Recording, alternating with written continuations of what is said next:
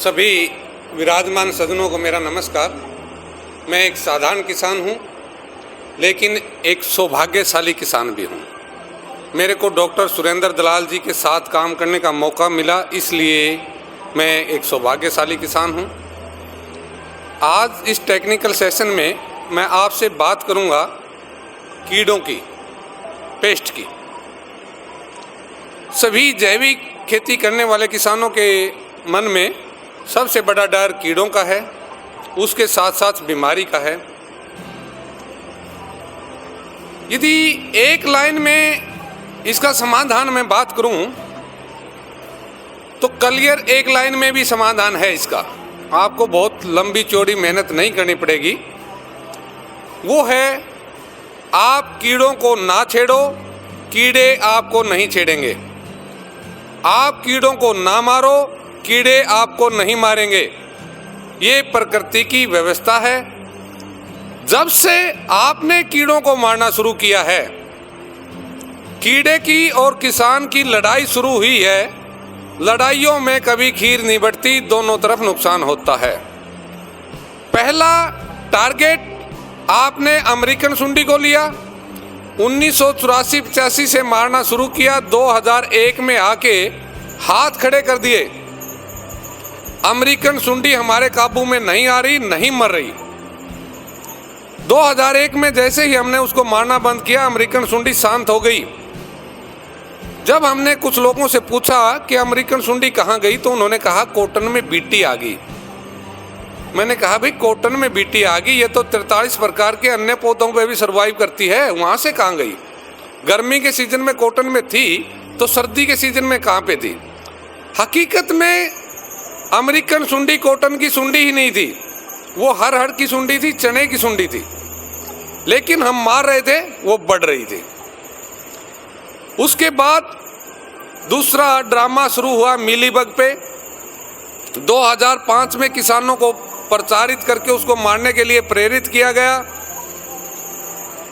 2007 तक किसानों को पता चल गया, जो लोग इसको मार रहे हैं उसी के खेत में बढ़ रहा है, जो लोग नहीं मार रहे उनके खेत में ये शांत है। लोगों ने 2007 में इसको मारना बंद कर दिया। उसके बाद में 2 नए कीड़े साथ लेके आए।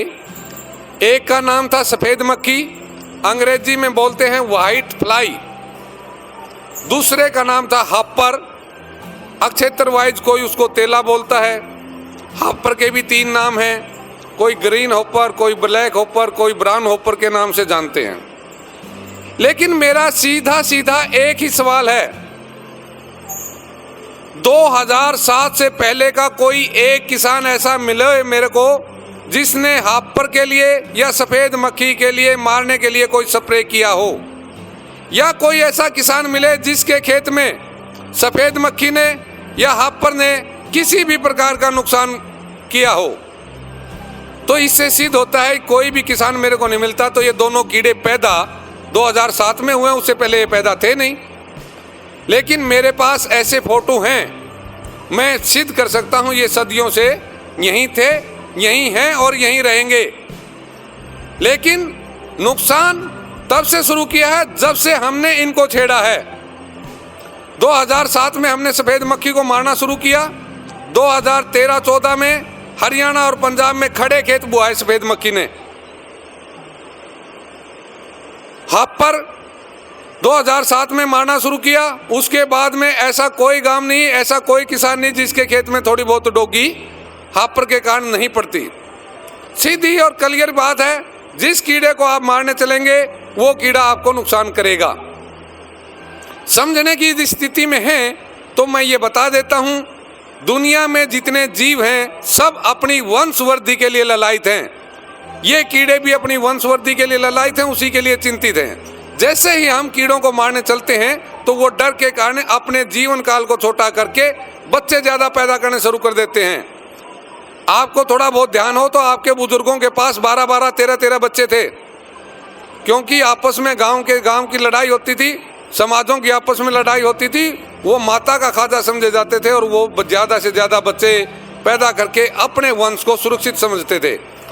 आज हम एक बच्चे के बाद भी ये समझ लेते हैं कि ये सुरक्षित रहेगा, हम इसको ठीक से पाल लें तो हमारे को चिंता नहीं रहती। वही आदमी की प्रवृत्ति के बाद हम एक एक बच्चे पे आगे हैं। वही कीड़ों का है। यदि उनका सुरक्षित जीवन चल रहा है तो बेहतर दिन का सफेद मक्खी जीवन निर्वाह करती है, जीवन काल सेट करके बेहतर दिन तक जीवित रहती है और 26वें दिन से बच्चे पैदा करनी शुरू करती है। 32वें दिन उसकी औसत आती है बच्चे पैदा करने की। और जब हम उसके साथ पेस्टिसाइड की टंकी लेके पीछे पड़ते हैं तो वो डर जाती है और डर के कारण अपने जीवन काल को 17 दिन का तक भी छोटा कर सकती है। यदि उसका जीवन काल ही 17 दिन पे सेट हो जाएगा तो 6ठे दिन बच्चे पैदा करने पड़ेंगे। और जब 6ठे दिन बच्चे पैदा करेगी तो 32वें दिन जहां पे बच्चे पैदा करने थे वहां तक की यदि आप कंपेयर करेंगे तो 6 दिन में 1 से 200 और 12 दिन में 200 गुणा 200, 18 दिन में 200 गुणा 200 गुणा 200, इस तरह से 32वें दिन 200 के ऊपर 6 की शक्ति लग जाती है। जबकि रियल में उसने 250 या 200 बच्चे ही पैदा करने थे और उस खेत में पेस्टिसाइडों का प्रयोग ना होने के कारण उस खेत में मांसाहारी कीटों की संख्या भी मौजूद थी।